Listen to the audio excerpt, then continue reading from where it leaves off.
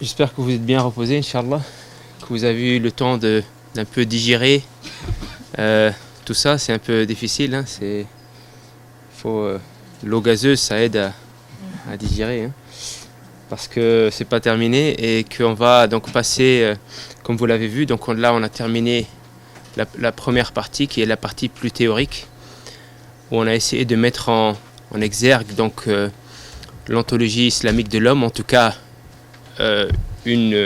quelques réflexions autour de cette notion, parce qu'encore une fois on ne prétend pas avoir une théorie complète, et que c'est un champ d'études qui est nouveau et qui requiert encore beaucoup d'efforts, et pas seulement d'un individu ou de quelques individus, et pas seulement aussi de gens qui viennent de la discipline de la théologie musulmane, mais c'est un effort collectif effectivement qu'il faut, comme vous l'avez compris. Et la suite, Inch'Allah, de cette université d'été consistera à une lecture du patrimoine méthodologique, épistémologique de la pensée musulmane en général, ancienne et contemporaine, à la lumière effectivement de l'ontologie de l'homme, ou de ce que devrait être notre conception de l'homme en islam.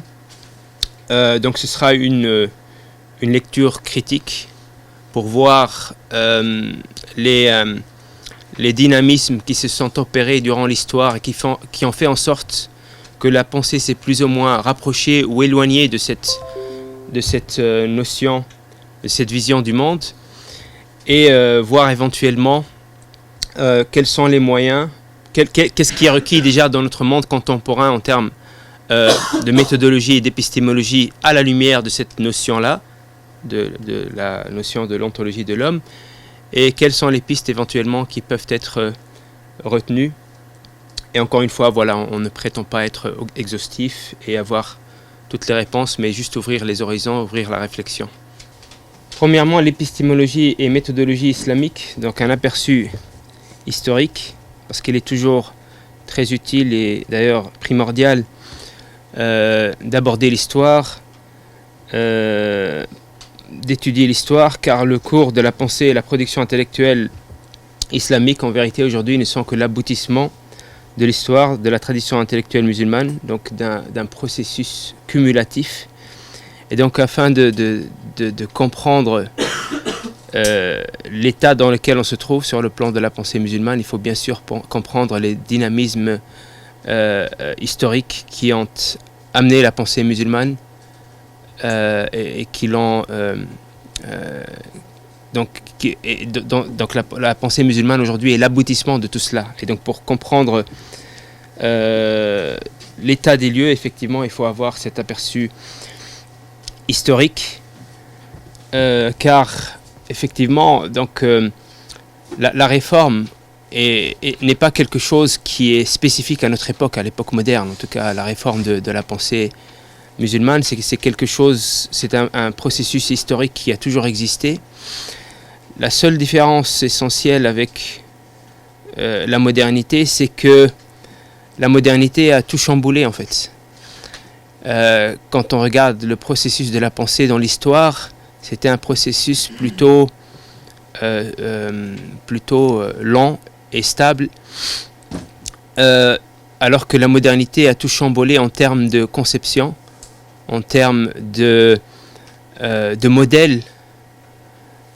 Et donc les musulmans en vérité, et donc ça c'est d'un côté, et de l'autre côté la pensée musulmane a stagné pendant des siècles, et donc c'est-à-dire que afin de rattraper le retard, il ne sera plus question d'appréhender cette pensée de manière partielle, ou de faire des réformes formelles, car il s'agit de siècles de sclérose d'un côté, et de l'autre côté on s'est retrouvé dans un monde qui est complètement chamboulé, où tout a été chamboulé, où tout a été en fait remis en cause même.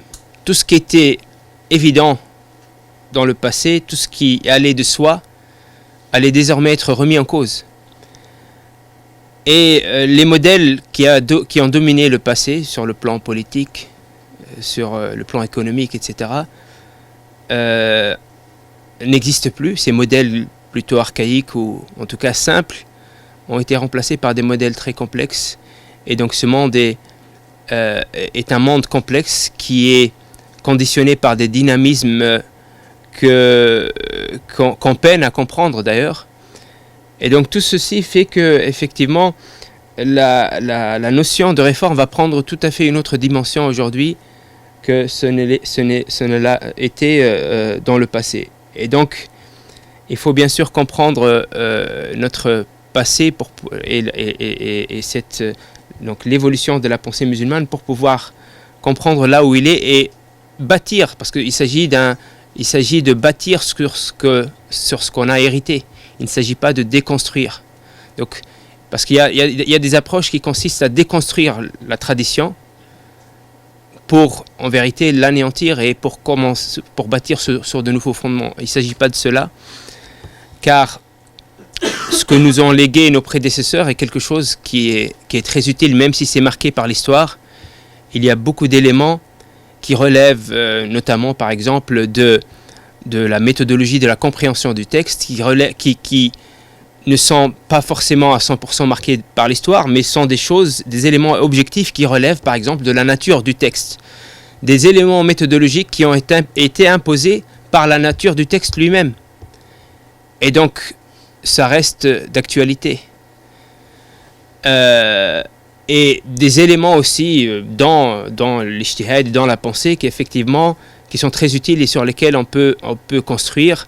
Donc il ne s'agit pas de réinventer la roue, mais il s'agit de faire la part des choses. Et ça, c'est un exercice très très difficile, de faire la part des choses pour distinguer ce qui est historique, ce qui est révolu, de ce qui est utile.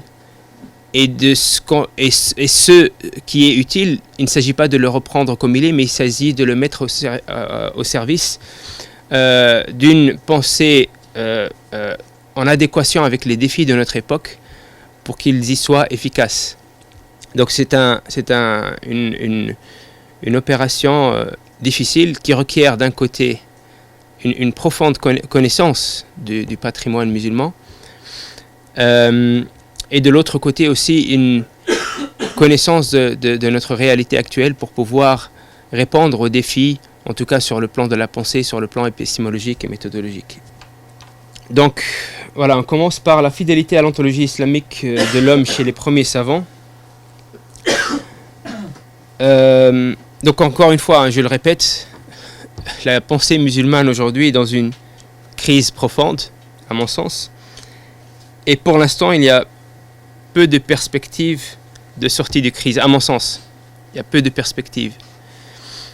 Quand on voit la pensée musulmane la plus avant-gardiste, en tout cas, quand je parle de pensée musulmane, je ne parle pas de la pensée moderniste qui consiste à retourner au texte, justement comme je l'ai dit tout à l'heure, au patrimoine intellectuel et au texte fondateur pour tout déconstruire et pouvoir donc faire le deuil du passé, et s'inscrire dans une démarche qui est la même qui a été celle des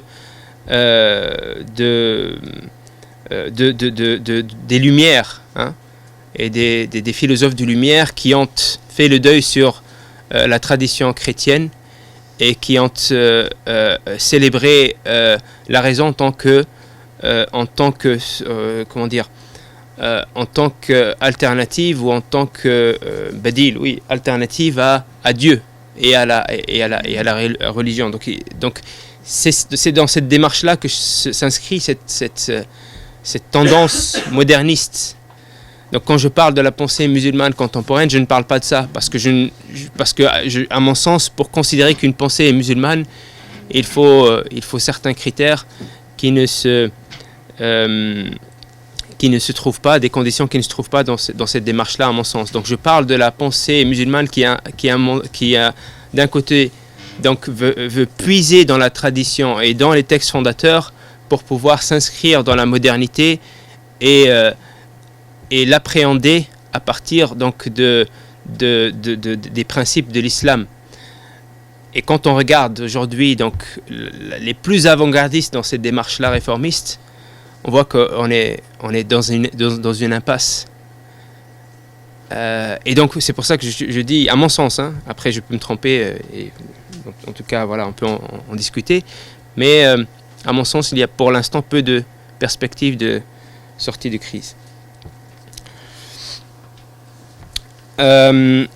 Donc fidélité à l'ontologie islamique de l'homme chez les premiers savants, donc on en a parlé, hein.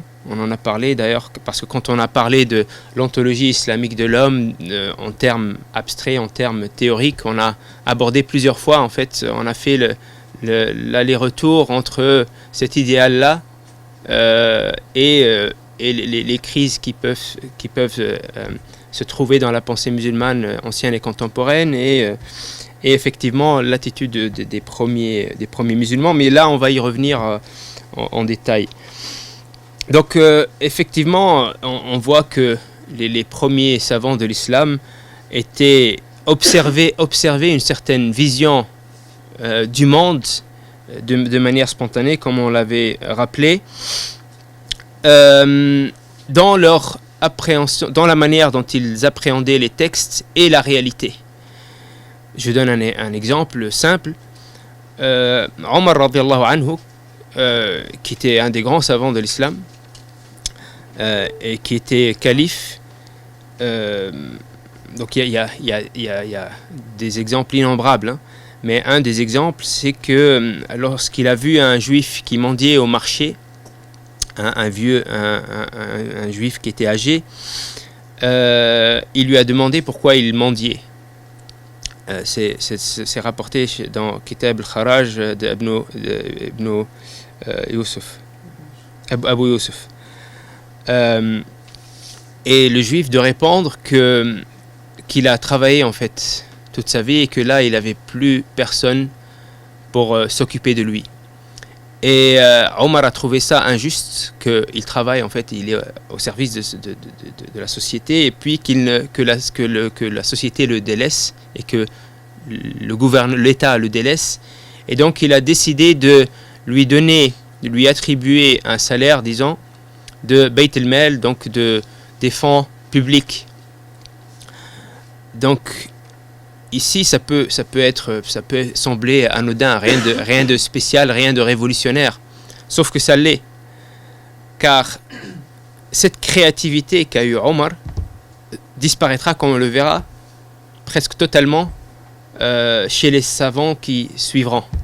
C'est-à-dire qu'ici Omar il n'a pas de texte qui lui dit que voilà, il y a les textes qui disent il y a zakat, mais il n'y a pas de texte qui dit que quelqu'un qui travaille et cotise entre guillemets pour la société, quand il va atteindre un âge où il ne sera plus capable de travailler, il pourra bénéficier d'une partie du trésor public, des biens publics. Et donc Omar, d'où a-t-il déduit cela? Pas d'un texte spécifique, ou pas de sous-entendu d'un texte, mais d'une vision de ce qu'est la religion et d'une vision de ce qu'est la société, etc.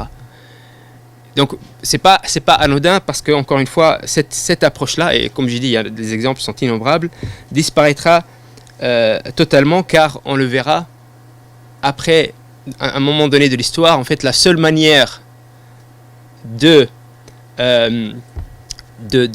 d'appréhender les textes sera effectivement à partir du texte explicite qui statue sur un sujet précis, ou du sous-entendu du texte, ou de l'analogie qui en vérité est quelque chose de très très partiel. Mais il n'y aura plus cette approche effectivement holistique, cette approche à partir de la vision générale de ce qu'est de la vision générale du monde à travers qui est donnée à travers les textes.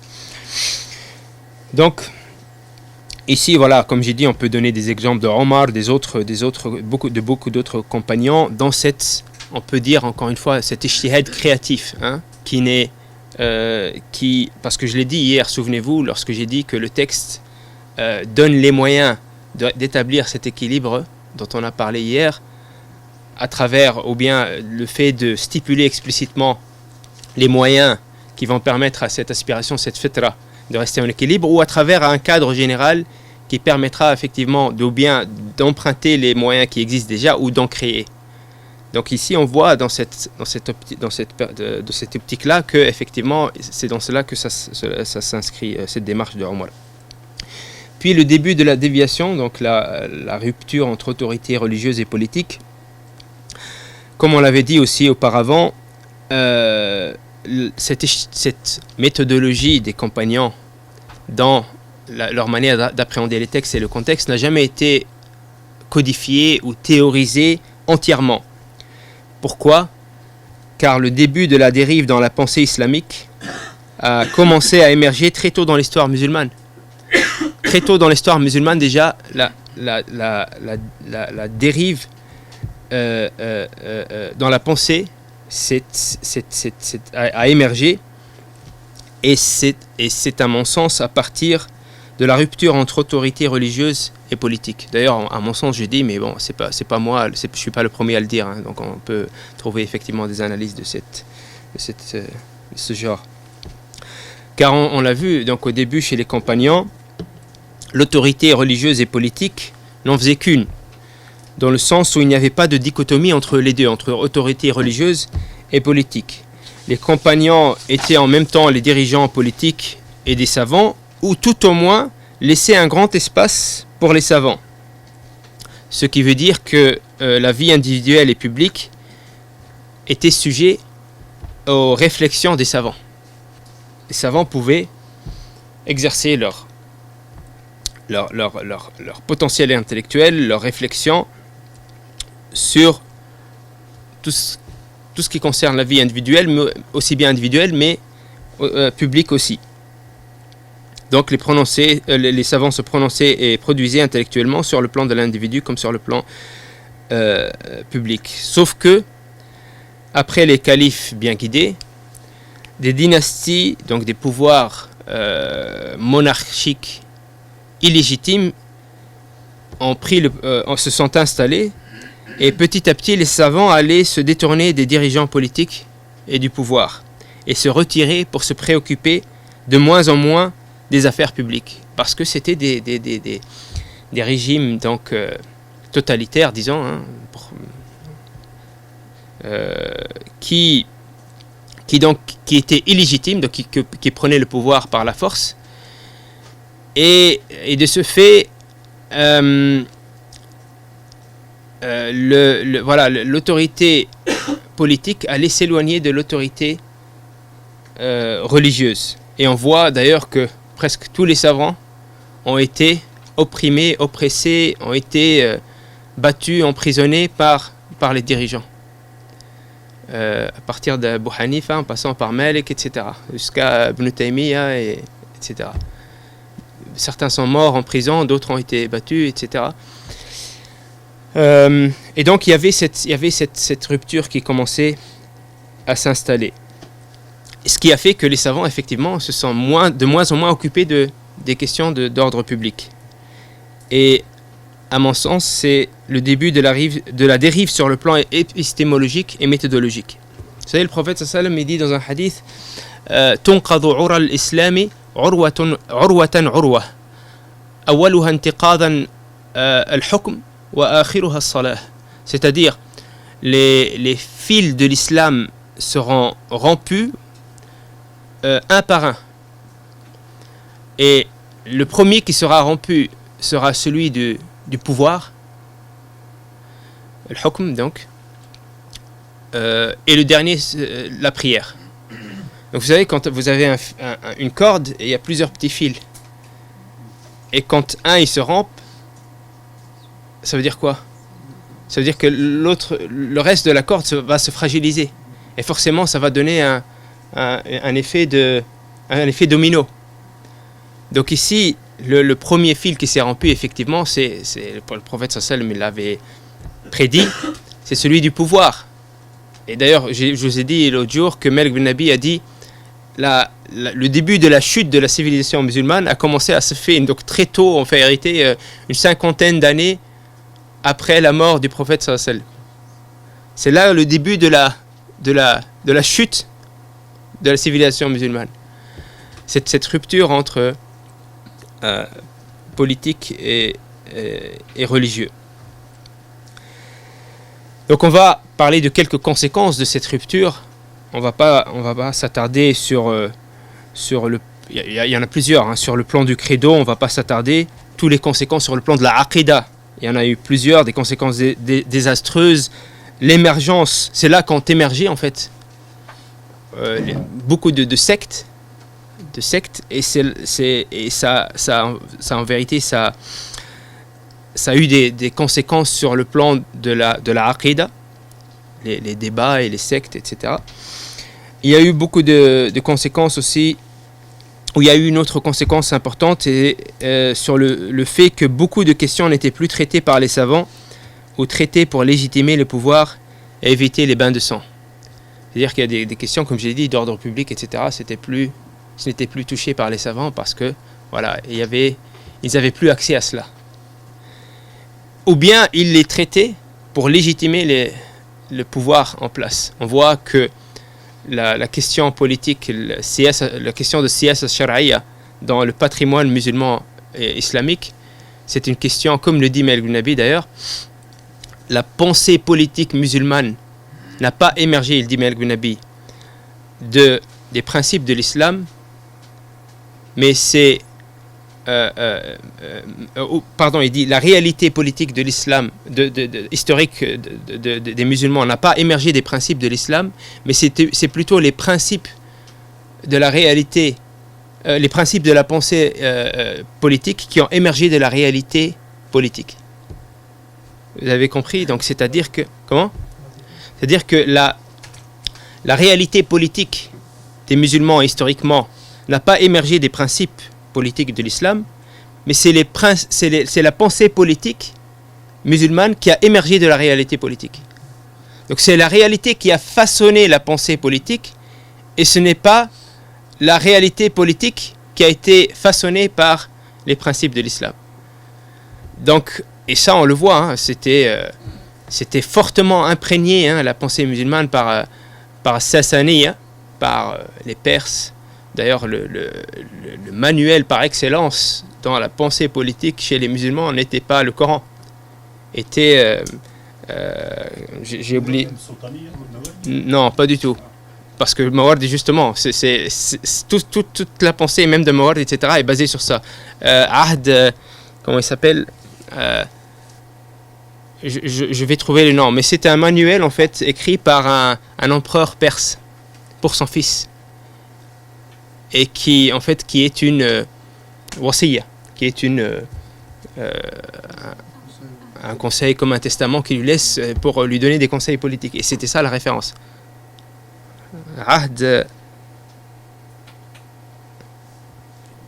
Ajdemir, ou je ne sais plus le nom, je connais plus le nom, donc c'est un nom d'un empereur perse. C'était ça la référence.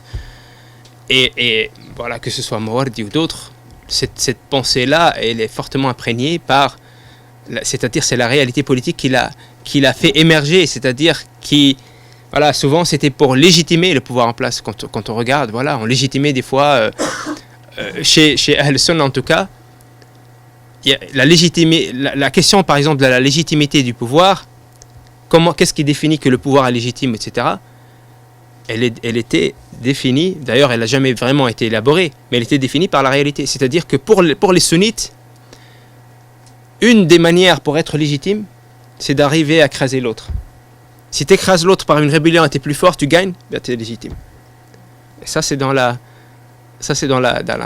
production de intellectuelle sur le plan politique. Comment ? Non, aujourd'hui ça n'a pas trop changé. Aujourd'hui on en voit les conséquences, et on en voit dans certains fatawa, etc. Donc pour vous dire effectivement donc les conséquences de cette rupture entre politique et religieux sur le plan du credo, la aqidah, sur le plan de la pensée, sur le plan du fiqh aussi, comme on a dit, plusieurs questions n'étaient plus traitées, etc.